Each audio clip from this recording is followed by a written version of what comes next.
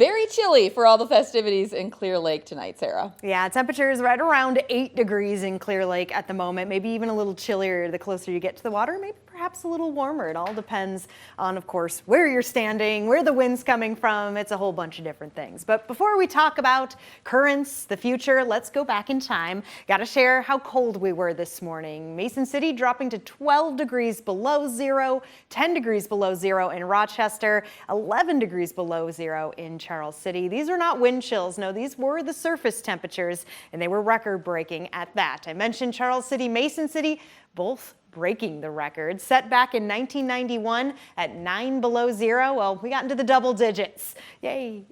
It's not maybe the greatest thing, but it's something to note. We got through it. Now temperatures are on the rise. This is not Charles City. I'm not sure why my cameras got mixed up. This is Rochester, and things are cold in Rochester as well as, say, Charles City, but we are warming slowly but surely. I promise you, my friends, it's going to happen. We can see the evidence here on satellite and radar. The winds coming on in from the south have a lot to do with it. Yes, still keeping wind chills here, but also helping those numbers grow just a little by little every hour.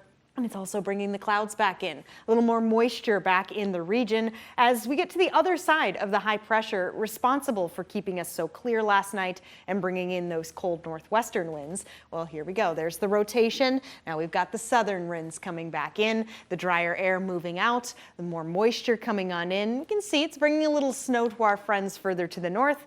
And eventually that will be coming our way. I'll time that out in just a moment. But now we're going to talk temps, currents. 8 degrees right now in Mason City. Remember when we started off the newscast? It was at 7. So there you go. Evidence right there that temperatures are ticking up, sometimes ticking back down, but definitely not warm across the map, especially when you factor in those winds. Feeling like 10 below in Mason City, feeling like 14 below in Rochester. So once again, these are the feels like the wind chills. That's what it's going to feel like if I were to walk out there right now on my exposed arms. Very chilly. I'm happy to be in a studio right now. I got walls around me. All right, moving over to just a look at the next couple hours. And it says it's kind of steadying out when it comes to temperatures.